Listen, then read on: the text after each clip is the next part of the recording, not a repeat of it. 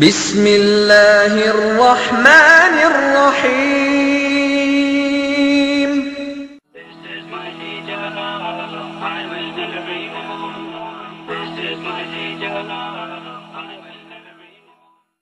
حجاب امت مسلمہ کا شعار ہے۔ مسلمان عورت کے لیے حجاب تحفظ ہے۔ حجاب مسلمان خواتین کا وقار اور تحفظ ہے۔ مسلمان خاتون اپنے روز اول سے ہی حجاب میں سکون، اطمینان اور عافیت پاتی ہے۔ آقائے دو جہاں رسالت مآب حضرت محمد صلی اللہ علیہ وسلم محسن انسانیت، محسن نسوانیت نے بھی عورت کے لیے ایسا لباس پسند فرمایا جو ساتر ہو، یعنی ایسا لباس جس میں چہرے اور ہاتھوں کے سوا عورت کا پورا جسم چھپا ہوا ہو۔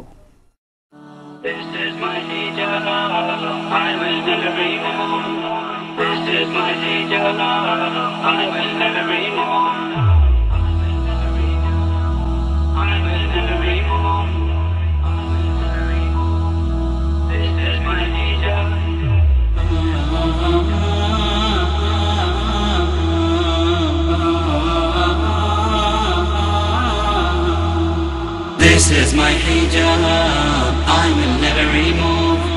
Hijab is my pride, it makes my soul improve. It is Allah's law, how can I oppose? Hijab is my way, the way that Allah chose. Hijab is my way, the way that Allah chose. This is my hijab, I will never remove. Hijab is my pride, it makes my soul improve. It is Allah's law, how can I oppose? Hijab is my way, the way that Allah chose. Hijab is my way, the way that Allah chose. This is my hijab, I will never remove. Hijab is my pride, it makes my soul improve.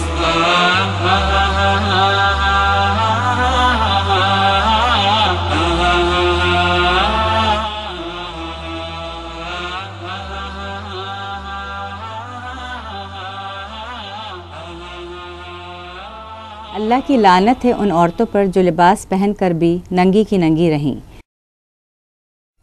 جب عورت بالغ ہو جائے تو اس کے لیے جائز نہیں کہ اپنے جسم میں سے کچھ ظاہر کرے سوائے چہرے کے، اور سوائے اس کے کہ یہ کہہ کر آپ نے اپنی کلائی پر اس طرح ہاتھ رکھا کہ آپ کی گرفت کے مقام اور ہتھیلی کے مقام کے درمیان صرف ایک مٹھی بھر جگہ باقی تھی۔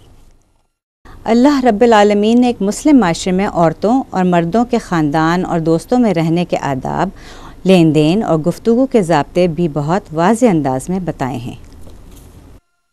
وَقُل لِّلْمُؤْمِنَاتِ يَغْضُضْنَ مِنْ أَبْصَارِهِنَّ وَيَحْفَظْنَ فُرُوجَهُنَّ وَلَا يُبْدِينَ زِينَتَهُنَّ إِلَّا مَا ظَهَرَ مِنْهَا وَلْيَضْرِبْنَ بِخُمُرِهِنَّ عَلَى جُيُوبِهِنَّ وَلَا يُبْدِينَ زِينَتَهُنَّ إِلَّا لِبُعُولَتِهِنَّ أَوْ آبَائِهِنَّ أَوْ آبَاءِ بُعُولَتِهِنَّ أَوْ أَبْنَائِهِنَّ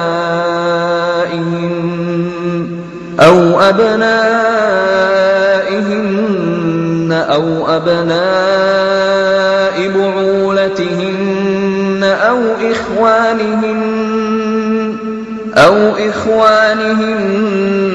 أَوْ بَنِي إِخْوَانِهِنَّ أَوْ بَنِي أَخَوَاتِهِنَّ أَوْ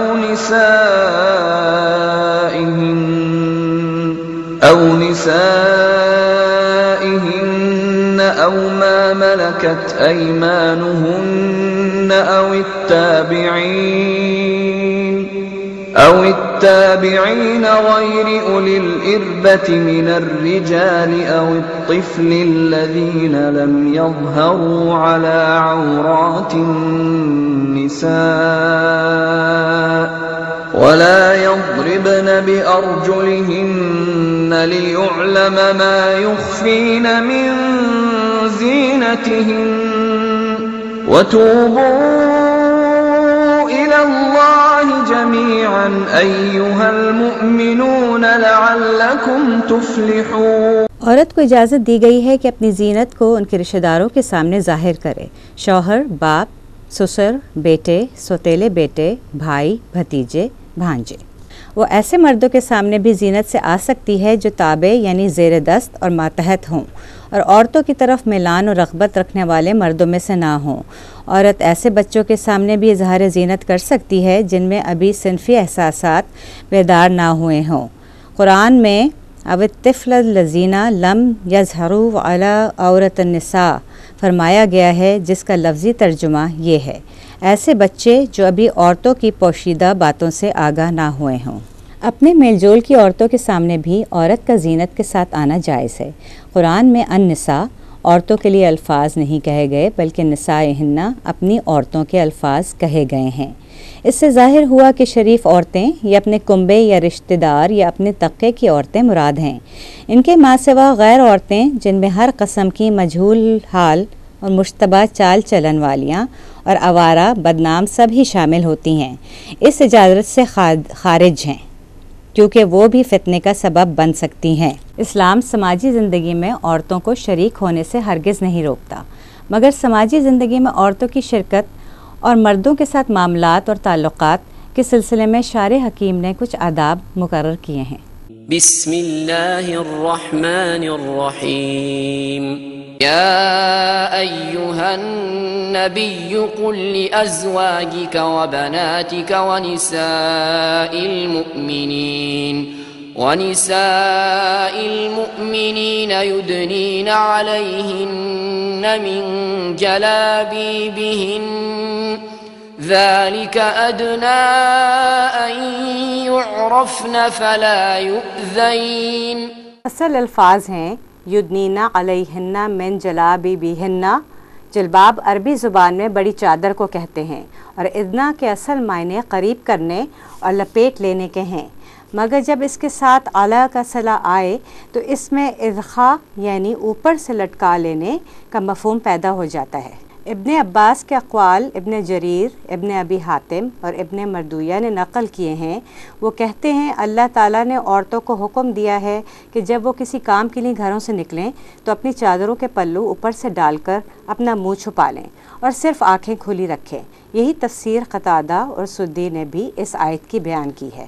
امام ابن جریر طبری کہتے ہیں یدنینا علیہن من جلابیبہن، یعنی شریف عورتیں اپنے لباس میں لونڈیوں سے مشابہ بن کر گھروں سے نہ نکلیں کہ ان کے چہرے اور سر کے بال کھلے ہوئے ہوں، بلکہ انہیں چاہیے کہ اپنے اوپر اپنی چادر کا ایک حصہ لٹکا لیا کریں تاکہ کوئی فاسق ان کو چھیڑنے کی جرت نہ کرے۔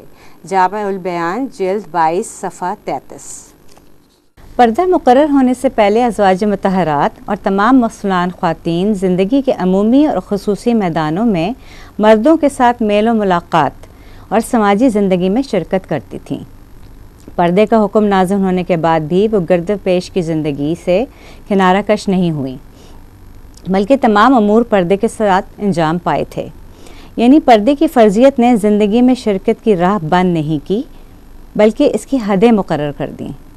مسلم خواتین نہ صرف صحبت نبوی صلی اللہ علیہ وسلم سے فیض اٹھاتی تھیں، بلکہ اگر ضرورت محسوس کرتیں تو مردوں کے باہم کاموں میں مشورہ بھی دیتی تھیں۔ مسلمان عورتوں کا سفر کرنا، نیکی کے کاموں میں حصہ لینا، ضرورت کے تحت گھر سے باہر نکلنا، مردوں کو نصیحت کرنا، مردوں کو پناہ دینا، جہاد میں مردوں کی مدد کرنا اور قانون سازی میں حصہ لینا ثابت ہے۔ تاریخ کے صفحات ان خواتین کے کاموں سے بھرے ہوئے ہیں۔ علامہ ابن حجر رحمۃ اللہ علیہ نے الاصابہ میں قرون اولیٰ کی صرف جن محدث خواتین کا تذکرہ کیا ہے ان کی تعداد 1533 ہے۔ جو صحابیات مسند درس و تدریس سنبھالے ہوئی تھیں، ان سے استفادہ کرنے والوں میں ہر شعبہ زندگی کے افراد شامل ہوتے تھے۔ صرف حضرت عائشہ رضی اللہ تعالیٰ عنہ سے استفادہ کرنے والوں میں حضرت ابو موسیٰ اشعری رضی اللہ تعالیٰ عنہ، حضرت عمر بن العاص رضی اللہ تعالیٰ عنہ، حضرت عبداللہ بن زبیر رضی اللہ تعالیٰ عنہ جیسے حکمرانوں کے ساتھ ساتھ عبداللہ بن عباس رضی اللہ تعالیٰ عنہ اور حضرت ابو ہریرہ رضی اللہ تعالیٰ عنہ جیسے محدث اور سعید بن مسیب جیسے بے مثال فقیہ شامل تھے۔ حضرت عروہ بن زبیر رضی اللہ تعالیٰ عنہ نے حضرت عائشہ صدیقہ رضی تعالیٰ عنہ کے بارے میں کہا کہ میں نے کوئی ایسی عورت یا مرد نہیں دیکھا جو قرآن، فرائض، حلال و حرام، ادب، شاعری، تاریخ عرب اور علم الانساب میں عائشہ رضی تعالیٰ عنہ سے بڑھ کر ہو۔ حضرت ام سلمہ رضی اللہ تعالیٰ عنہ کے متعلق حافظ ابن حجر رحمۃ اللہ علیہ کا بیان ہے کہ اللہ تعالیٰ نے انہیں غیر معمولی ذہانت اور صحیح قوت فیصلہ سے نوازا تھا۔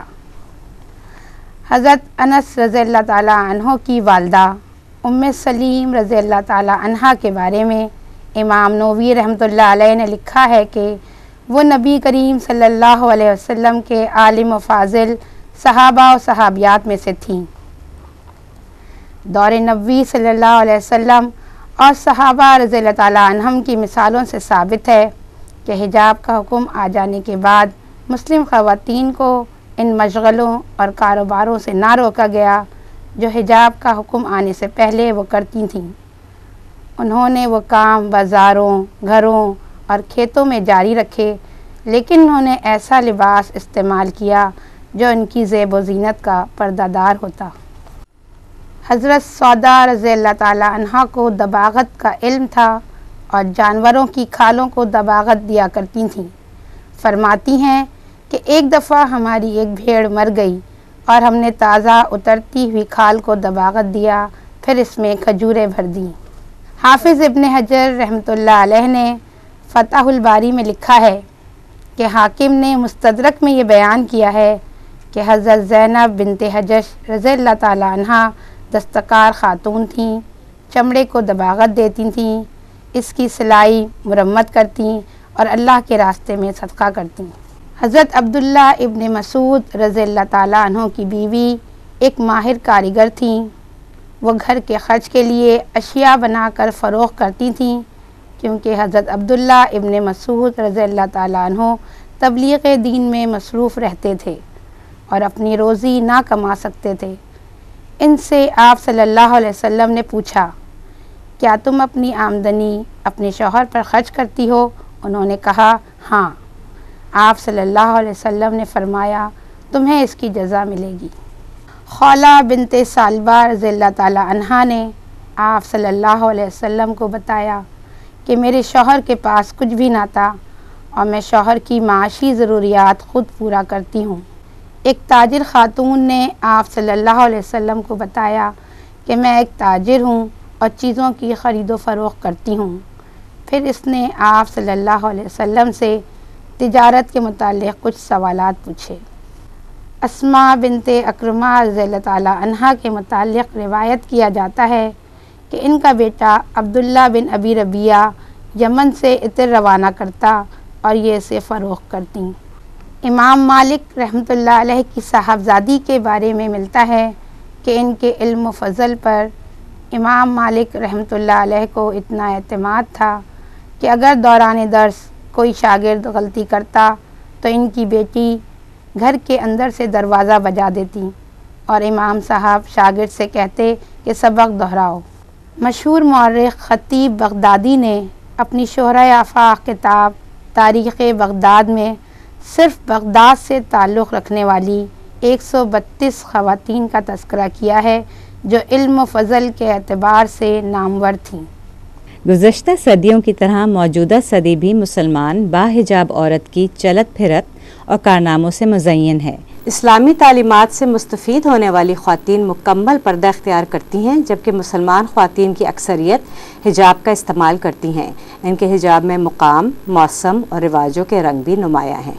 آج کی باحجاب عورت اپنی گھریلو ذمہ داریوں کے ساتھ ساتھ بیرون خانہ ذمہ داریوں کو اپنی استعداد اور صلاحیت کے مطابق کما حق پورا کر رہی ہے، اور اس کا حجاب، اس کا نقاب کسی طرح بھی اس کی تعلیم، اس کی خدمات میں رکاوٹ نہیں ہے۔ آج پاکستان سمیت دنیا بھر کی یونیورسٹیز میں باحجاب اور بانقاب طالبات پائی جاتی ہیں۔ ان میں ذہین، فتین اور عمومی صلاحیت رکھنے والی طالبات شامل ہیں۔ باحجاب طالبات کے ساتھ ساتھ باحجاب و بانقاب خواتین کے ہنر سے بھی تدریس و طب سمیت دیگر شعبۂ ہائے زندگی مستفید ہو رہے ہیں۔ یہ باحجاب خواتین تعلیمی اور تکنیکی ادارے بھی چلا رہی ہیں۔ قومی اور صوبائی اسمبلی اور سینٹ میں اپنے حجاب کے ساتھ قومی پالیسی میں بھی حصے دار ہیں۔ ان خواتین کو حسن کارکردگی پر صدارتی ایوارڈ بھی مل چکے ہیں۔ Imam, it is my opinion, this is my opinion, is my personal opinion, that there is no one on this earth more beautiful than a Muslim woman. There's no one who comes close to that, who is a servant of Allah, who dresses to please Allah. Khaliful Mushrikeen, be opposite the people, the disbelievers. So when this woman, before she leave the house, like the other woman, she looks in the mirror. But they're looking in the mirror for something different. When the woman in the street look in the mirror, she looking to make sure she has the best style, she looks good, she can attract a man. But this woman, when she look in the mirror, she makes sure she's dressed appropriately. Make sure that Allah is pleased with her. Make sure she's covered. So when she go out in the street, that she covered to please Allah subhanahu wa ta'ala. If she does that, she's beautiful.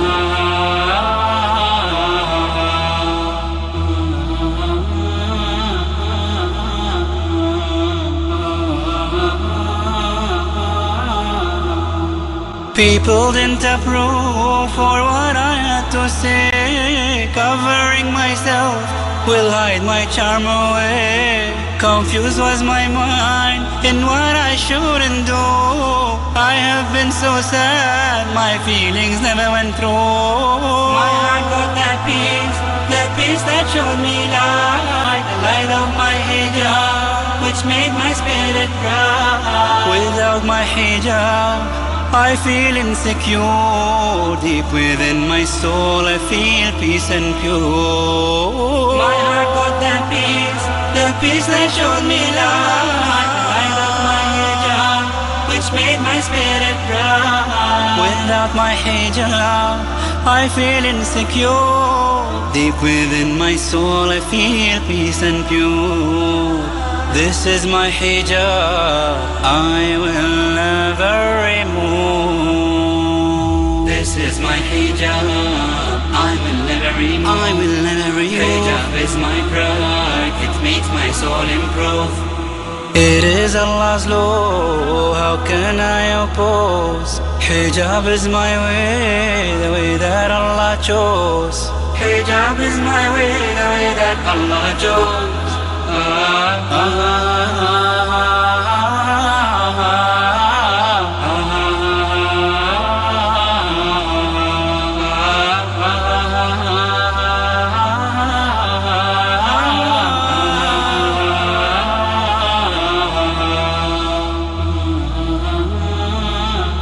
When they talk about why does a woman have to cover herself up, why does she have to do that?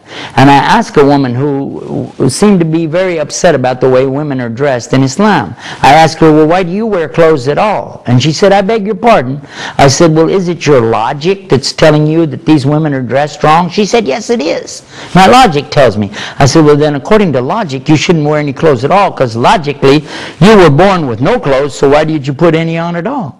She got upset. She said, modesty. I said, go ask these ladies. They'll tell you it's the same thing. The difference is, instead of letting a human being define what modesty is, they're accepting it from their Lord. Because this is the dress of all of the women of the time of the prophets on back.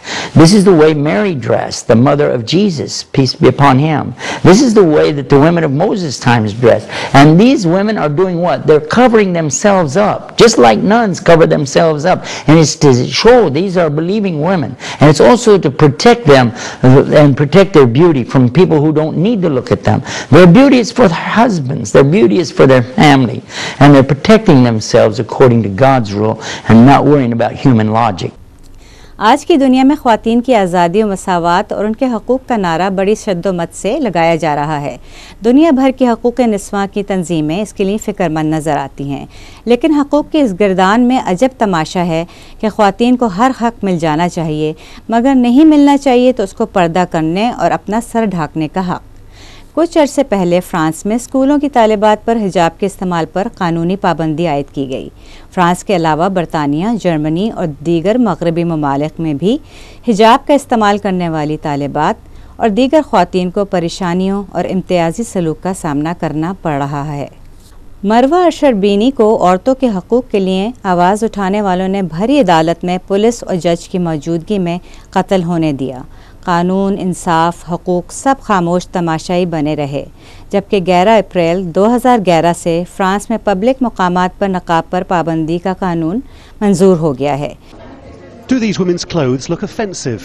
That question lies at the heart of this proposed law in France, now about to be debated in the country's parliament.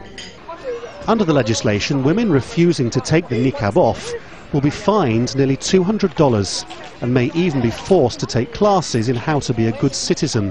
Even more provocative is a separate offence of inciting to hide the face, in which anyone convicted of making a woman wear the veil could go to prison.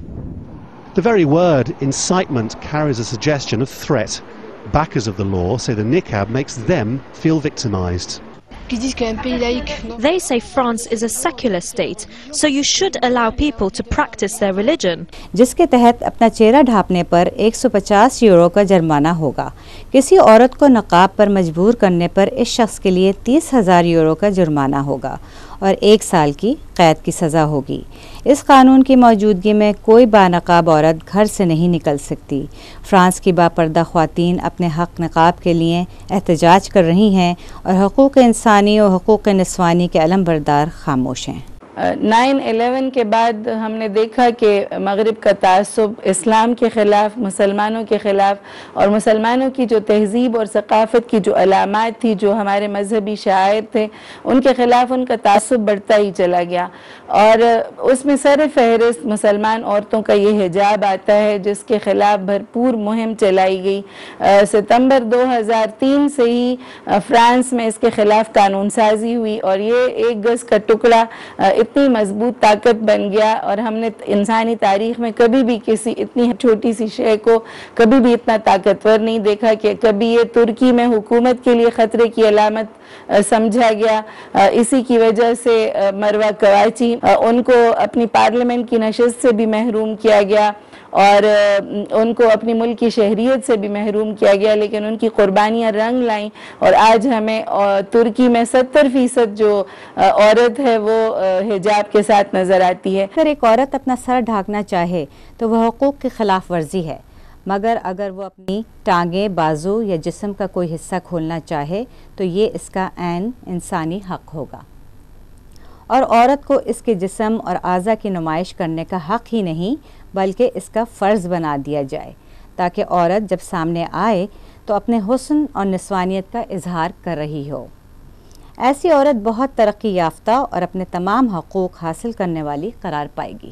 دنیا کو یہ معلوم ہونا چاہیے کہ جب اس دور میں ہر ایک کے حق کی بات کی جاتی ہے تو دنیا کی مسلمان خواتین کا یہ حق ہے کہ وہ اپنی زندگی کو اپنی مرضی اور خوشی سے اسلامی احکامات کے مطابق آزادانہ گزاریں۔ مسلمان عورت کے لیے حجاب تحفظ ہے۔ حجاب مسلمان خاتون کا وقار اور تقدس ہے، اور انسانی حقوق کے علم برداروں کو یہ معلوم ہونا چاہیے کہ مسلمان عورت جبراً یہ اختیار نہیں کرتی، بلکہ اسی میں ہی سکون و اطمینان اور عافیت ہے۔ مغرب کی جانب سے مسلم عورت پر جبر کہ وہ حجاب نہ پہنے نہ صرف مسلمانوں کے دین میں دخل اندازی ہے بلکہ انسانی تہذیب اور حقوق کے بھی منافی ہے، اور اگر یہ کہا جائے کہ وہ اس سطح سے بھی نیچے گر رہے ہیں تو یہ بھی درست ہے۔ حقیقت یہ ہے کہ مغربی معاشرہ مسلم سماج میں بڑھتی ہوئی دینی بیداری اور شعور دیکھ کر خوفزدہ ہے، اور یہ خوف ہی طاقت اور جبر کے ذریعے مسلمان عورتوں کے خلاف بوسیدہ ہتھ کنڈے استعمال کرنے پر مجبور کر رہا ہے۔ اگر کسی مسلمان ملک میں سر نہ ڈھکنے والی خاتون کی اسمبلی کی رکنیت منسوخ کر دی جاتی کہ یہ شعائر اسلامی کے خلاف ہے تو کیا دنیا بھر کی انسانی حقوق کی تنظیمیں خاموش رہتی؟ اگر کسی اسلامی ملک کی غیر مسلم طالبہ پر اسلامیات نہ پڑھنے پر تعلیم کے دروازے بند کر دیے جاتے تو کیا پھر بھی کوئی شور نہ اٹھتا؟ مگر مسلم طالبات کے ساتھ ہونے والی اس بے انصافی پر دنیا بھر کے حقوق کے علمبردار خاموش کیوں ہیں؟ کیا حقوق صرف وہی ہیں جو یورپ امریکہ کو چاہیے؟ کیا ان کا ہر کام ان کا حق بن جاتا ہے؟ عراق پر حملہ ہو، افغانستان تحت تیغ ہو جائے، فلسطین برباد ہو جائے، ڈاکٹر عافیہ سے غیر انسانی سلوک اور اس پر بہیمانہ تشدد کیا جائے، مگر انسانی حقوق کے چیمپئن وہی رہیں گے جو یہ سب کچھ کرنے والے ہیں۔ ایک مسلمان عورت پر تعلیم، روزگار اور سیاست کے دروازے اس جرم پر بند کیے جائیں کہ وہ سر ڈھانکتی ہے، اور مسلمان صرف اس لیے خاموش رہیں کہ ان کی آنکھیں خود دیکھنے سے قاصر ہیں، ان کے کان سننے سے بے نیاز ہیں، وہ وہی دیکھ سکتے ہیں جو یورپ دکھاتا ہے، اور اس کے علاوہ وہ معذور ہیں، بے بس ہیں، لاچار ہیں، اور جب کسی قوم پر یہ وقت آ جاتا ہے تو کون ان کی مدد کو آئے گا۔ ستمبر 2003 میں فرانس میں قانون منظور ہوا حجاب کے خلاف، تو اسی وقت پھر علامہ یوسف القرضاوی جو کہ اسلامی تحریکوں کے سربراہ بھی ہیں، ان کی سرکردگی میں ایک لندن میں ایک اجلاس بلایا گیا، اور اس میں یہ فیصلہ کیا گیا کہ 4 ستمبر 2004 کو ہم انٹرنیشنل حجاب ڈے منائیں گے، اور اللہ تعالیٰ نے اس دن میں اتنی برکت رکھی کہ اس کو 2004 سے تمام دنیا میں اس کو منایا جاتا ہے۔ جماعت اسلامی حلقہ خواتین نے بھی 4 ستمبر 2004 سے ہی اس انٹرنیشنل حجاب ڈے کو منانا شروع کیا، اور ہم اس دن کو عزم نو کے طور پر مناتے ہیں کہ ہم اپنے ان شاعر کے تحفظ کے لیے ہر قسم کی جدوجہد جاری رکھیں گے۔ آئیے آگے بڑھیے اور مسلم خواتین کے اس حق کے سلب ہونے کے خلاف آواز اٹھائیے کہ یہی وقت کی آواز ہے۔ انسانی حقوق اور خواتین حقوق کی تنظیمیں بھی اپنی خاموشی ترک کریں۔ They say, oh poor girl, you're so beautiful. It's a shame that you cover up your beauty so. She just smiles and graciously responds reassuringly. This beauty that I have is just a simple part of me. This body that I have, no stranger has a right to see. These long clothes, the shawl I wear, ensure my modesty. Faith is more essential than fashion, wouldn't you agree? This hijab